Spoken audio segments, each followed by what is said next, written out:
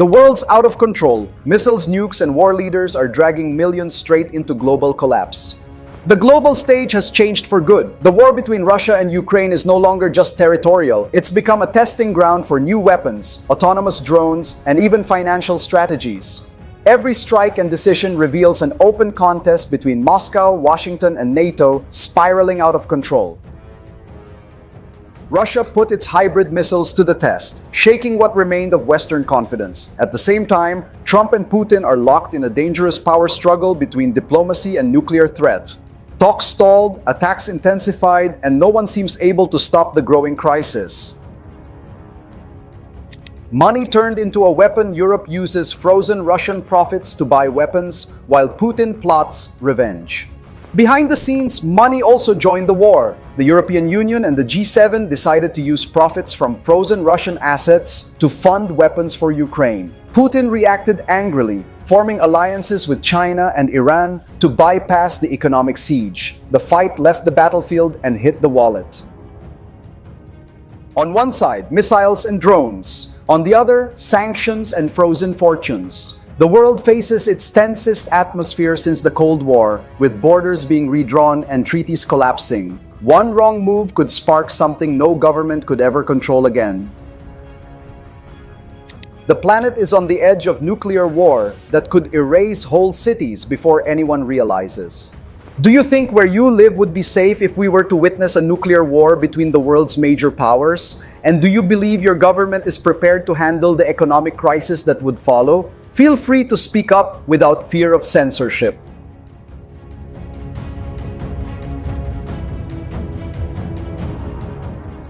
Just a reminder, this report is based on news from Sky News, The New York Times, BBC, The Guardian, Al Jazeera, Sputnik, RT News, and Telegram.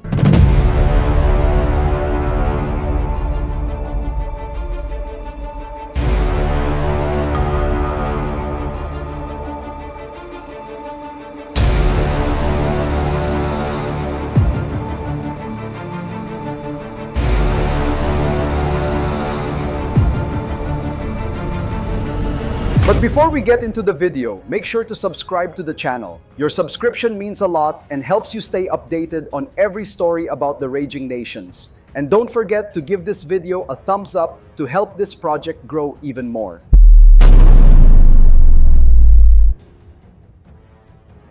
The attack that destroyed Dnipropetrovsk caught the world's attention. It wasn't a regular bombing. Russia used a new weapon, a mix between a missile and a glide bomb. The strike caught Ukraine off guard and exposed serious flaws in the Patriot system, the pride of Western defense. Those who were there filmed the sky lighting up with flashes and a series of explosions. The radars tried to respond, but the projectiles changed direction mid-air. Several hit strategic targets without being intercepted, a disaster for Kyiv, and a show of strength that put NATO on high alert. Experts said the projectile is a modified FAB 500 bomb with its own guidance and engine. It travels more than 200 kilometers and changes course on its own. The scariest part? It doesn't need satellites. It flies low, fast, and with pinpoint accuracy, fooling enemy radars. This weapon uses optical and infrared sensors that see the target. The missile adjusts its course mid-flight, making it one of Russia's most advanced. Analysts say it's an evolution of previous weapons and could open a new phase in the conflict, with strikes increasingly impossible to predict. The result was devastating. An entire military depot turned to ashes, and footage showed pillars of fire rising for kilometers. The Patriot system, which cost millions to the Americans, failed to respond in time. Now the big question is, if it failed against this weapon, what else is Russia hiding? Russia revealed an unstoppable weapon, missiles that see in darkness and destroy without leaving visible traces behind. Western sources confirmed that the debris found in Dnipropetrovsk doesn't match any known Russian missile. The shape, heat, and flight pattern point to a completely new prototype built to fool radars and disable defenses that once seemed unbeatable. The Ukrainian government tried to downplay it, claiming most projectiles were shot down. But videos show otherwise. Multiple explosions near bases and military depots. It looks like a Russian success that left Kyiv's command without a clear answer for its people.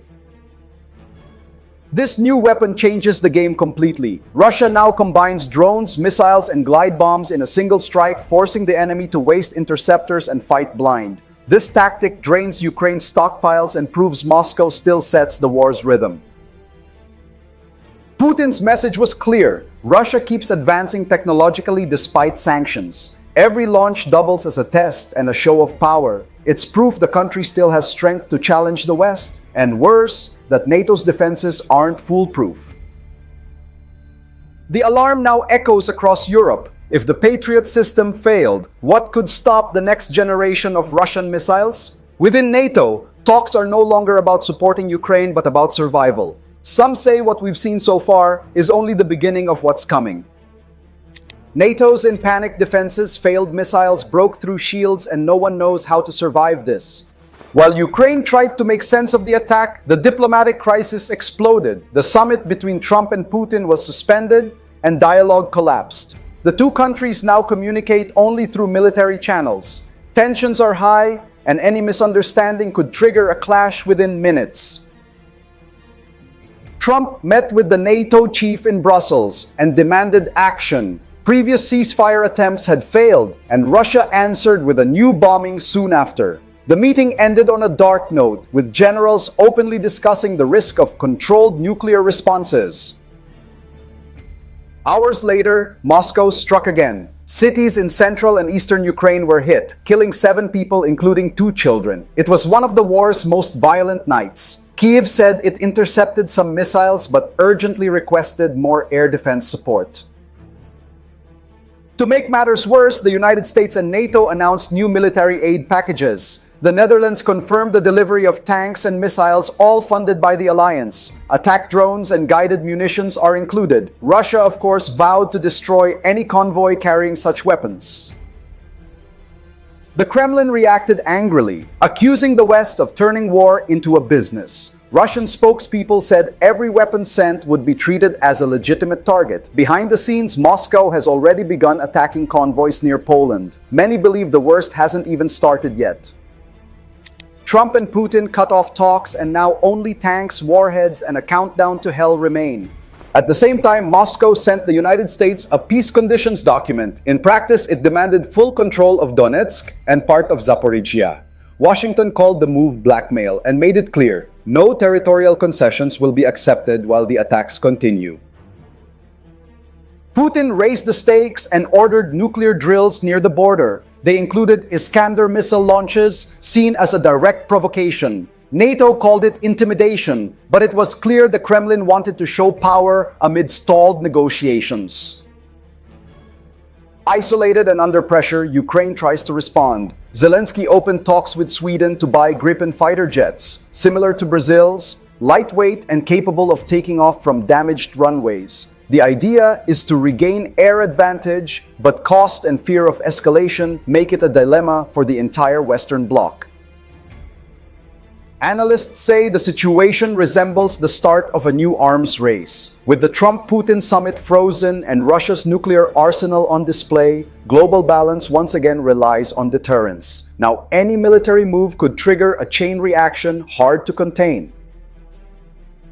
Inside NATO, the feeling grows that the world stands on the brink of direct war. Diplomatic talks have all but ended, nuclear tests are increasing, and dialogue between powers hangs by a thread. One wrong step now could trigger a global catastrophe. Red line crossed, nukes positioned, and generals ready to push the final button right now today. With the meeting cancelled, Trump decided to review the entire US war policy. Sources close to him say he wants to test how far he can go without crossing the nuclear deterrence line. That includes authorizing more aggressive actions and boosting the shipment of strategic weapons to Ukraine. Putin responded in kind. He ordered massive military maneuvers and launched missiles with short-range warheads. Footage on state TV showed convoys carrying Iskanders and Yars, making it clear Moscow has no intention of backing down under Western pressure. British sources claim that the warheads used in these launches, even if meant as a show of strength, have power comparable to dozens of kilotons. It's a calculated display. Show power without triggering direct confrontation. The message is clear. Russia still controls the world's largest nuclear arsenal. Meanwhile, sirens blared again in Kyiv and Kharkiv. Shahed drones and Kalibr missiles struck electrical infrastructure and logistics centers. Ukraine reported more than 400 attacks in a single night. It was one of the most intense bombings since the war began. Ukraine's defenses claim to have intercepted some missiles, but several hit hospitals and schools. Rescue teams worked under constant fire. Russia called the strike strategic retaliation for the new Western arms shipments. Some say it was just a warning.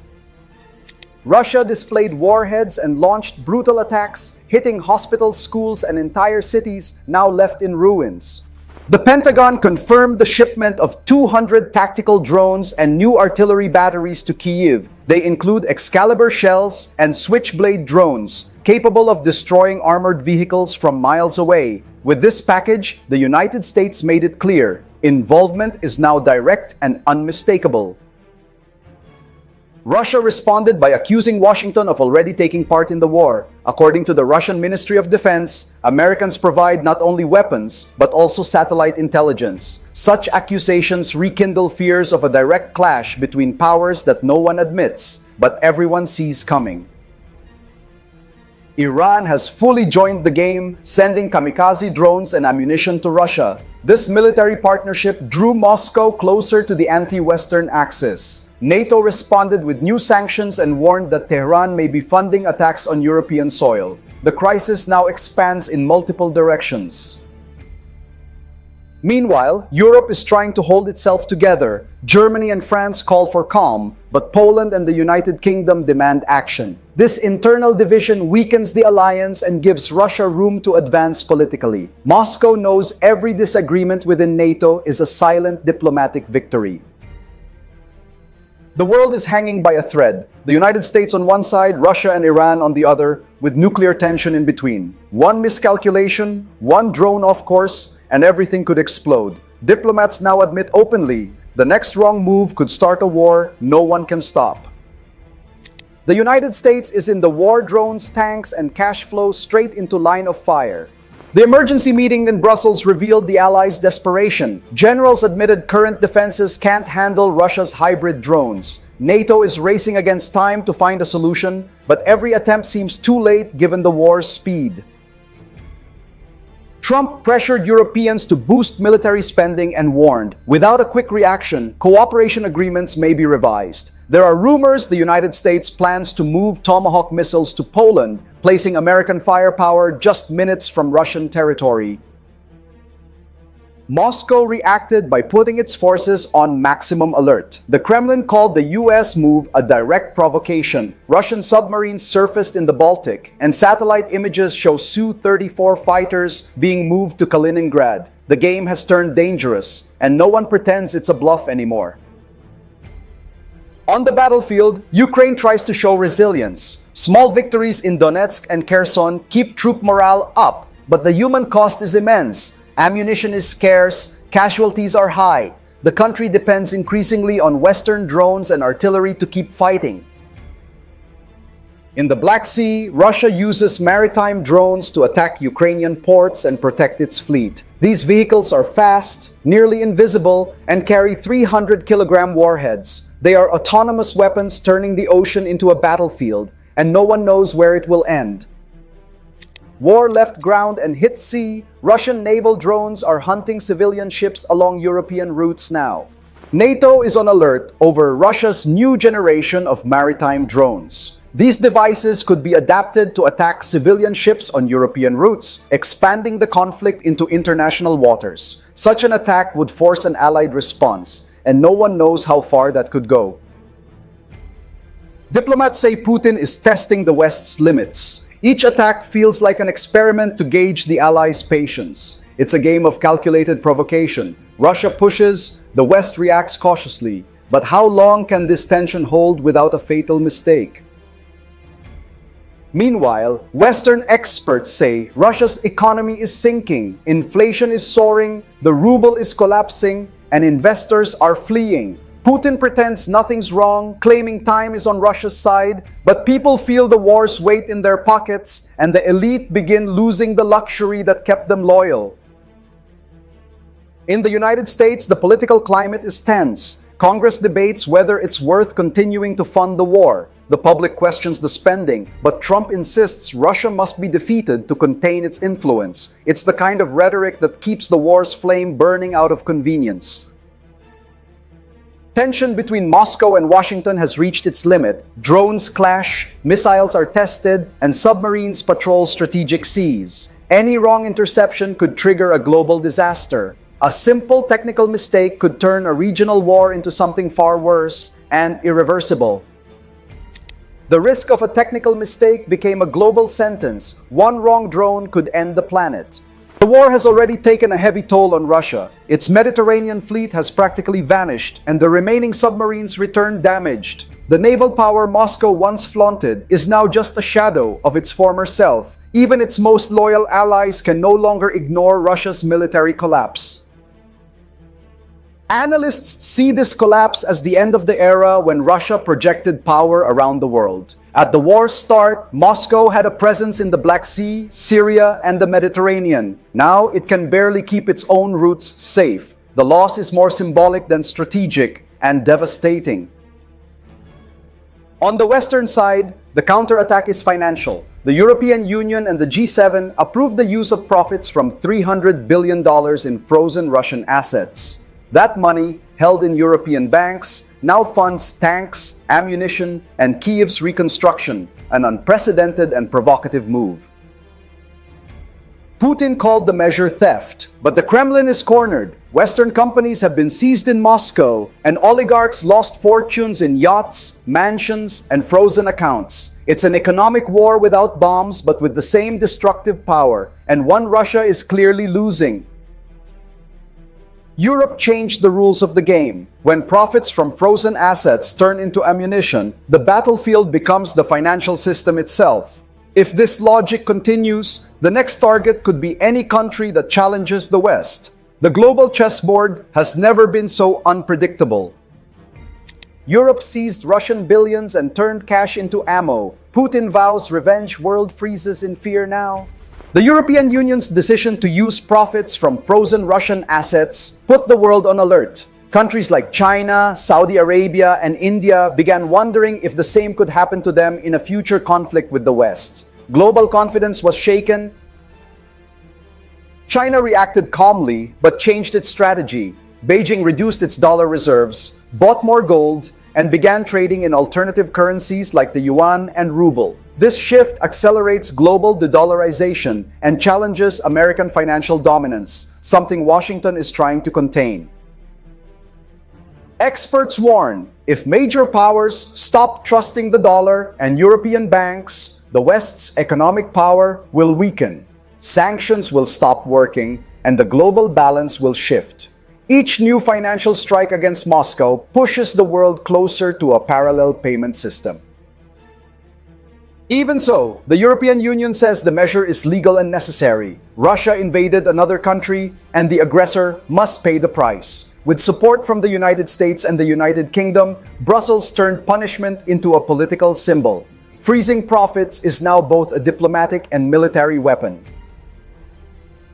Putin is trying to respond by threatening to seize foreign properties and freeze Western assets inside Russia. But the impact is limited. Behind the scenes, the Kremlin seeks financial support from China, Iran, and North Korea. If this alliance strengthens, the conflict will shift from military to economic. China, India, and Saudi Arabia are pulling away from the West and arming financially for coming collapse.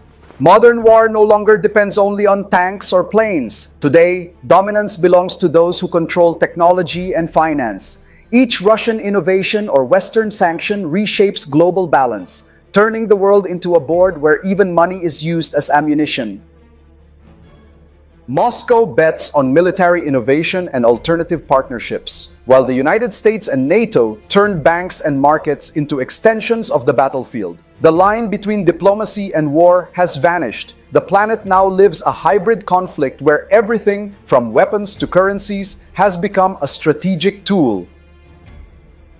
Europe believes it's punishing Russia, but it may be opening a dangerous precedent. China is already preparing, shifting its reserves, and expanding the use of other currencies. The global financial system is at its most unstable point since the Cold War, and no one knows who will withstand the shock. While missiles cross the sky and billions move in silence, the planet lives under constant tension. Every political or military decision is viewed as a possible trigger for global conflict. No leader admits to wanting war, yet everyone seems to be pushing the world closer to it. The planet became an invisible battlefield. Money, tech, and missiles now control the fate of billions everywhere. Do you think where you live would be safe if we were to witness a nuclear war between the world's major powers? And do you believe your government is prepared to deal with the economic crisis such a war would cause? Speak freely without fear of censorship.